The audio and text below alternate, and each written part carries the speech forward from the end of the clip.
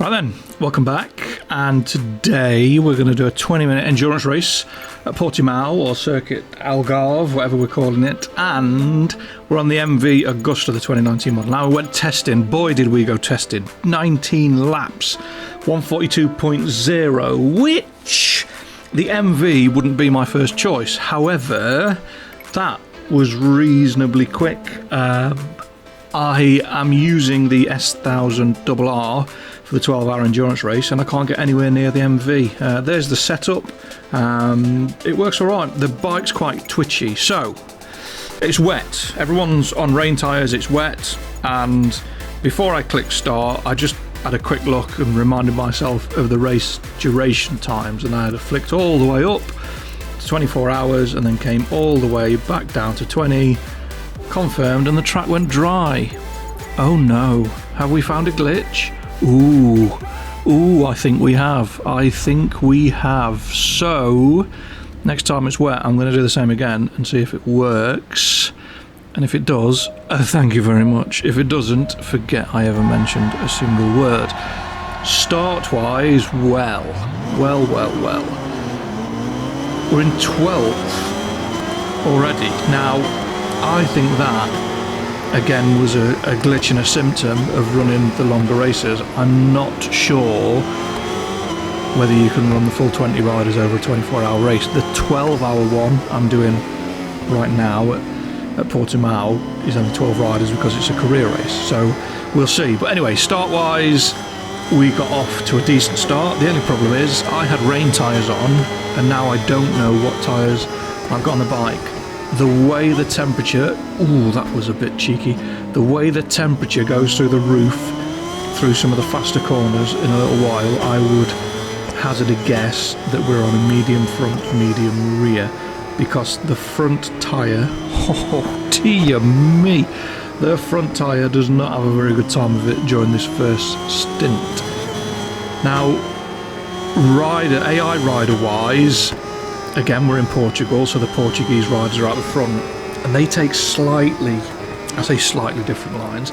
They take the lines that they're programmed to take, and they are quite aggressive, they're quite vicious. There are certain times, especially at Portimao, where you'll get a bike straight into the side here where you weren't expecting one, because that's the line the AI wants to take, but it is what it is. It's nowhere near as bad as MotoGP 22, but that's a whole different ballgame altogether. But back to this front tyre, look at that, lovely, toasty. You could warm a pensioners flat for a week with that, it would be absolutely roasting in there. But yeah, the front tyre is not having a very good time of it at all. And then we are neck and neck. What's that? Is that an R1? It's an R1, isn't it? Might be a Honda, probably. I'm going to sell that R1 or Honda, but anyway. Neck and neck, down the straight, over the king, put the brakes on, back wheel waving in the air, fantastic. Front tyre, oof, you could heat a block of flats with that right now, and it just gets worse and worse and worse. It's a 2-horse race, me and the Portuguese rider. That was a little ambitious, a little bit late on the brakes, I feel, especially with the front tyre giving us not quite as much grip as it possibly could. End of lap 4, I just about get past the rider on the straight. Is that a BMW? Yeah, it's a BMW. Just about get past him on the brakes, a little bit earlier this time. But that front tyre, massively worrying me, that front tyre. I do not like it at all. We've got past, we're pushing on, and the back tyre's coming to join the party now, so I think, nah, I've had enough of this.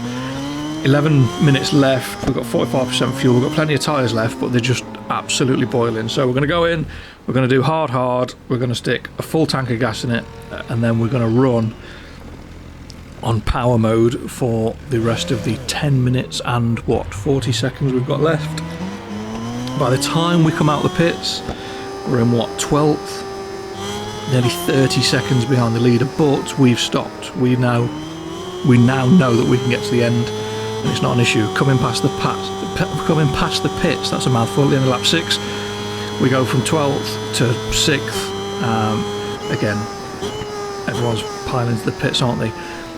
The Brazilian rider in front, 72% fuel. Now there's a chance they might be able to get to the end of the race. However, they had the Brazilian rider and the rider in front of them had a right ding-dong. If you watch the full race, they are just going at it for the best part of a lap and a half, just non-stop.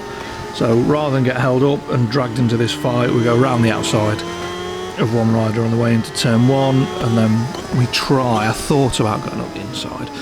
I thought, no, discretion is the better part of valour. I'll wait for a more, what's the word I'm looking for, easier, a less harsh passing manoeuvre, and we just managed to out-drag them up the hill before we get to the hairpin.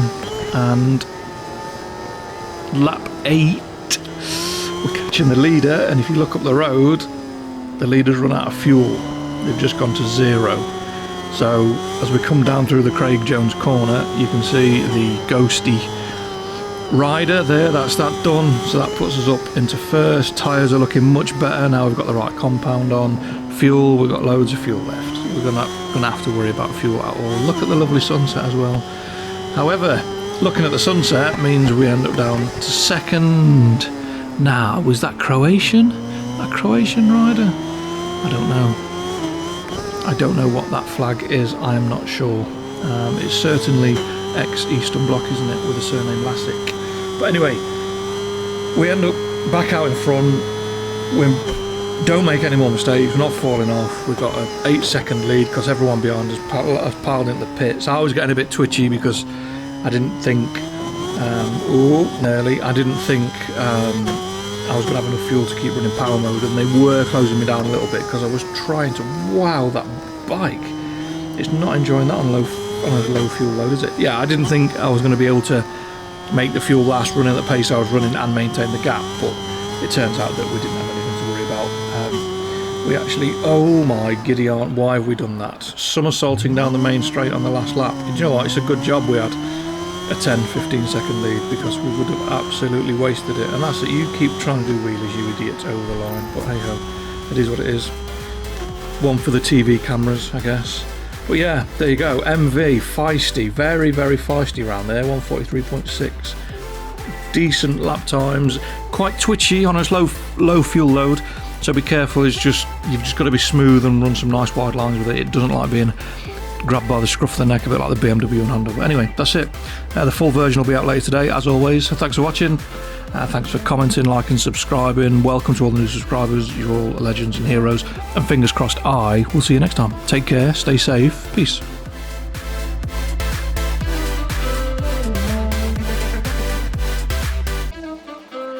No.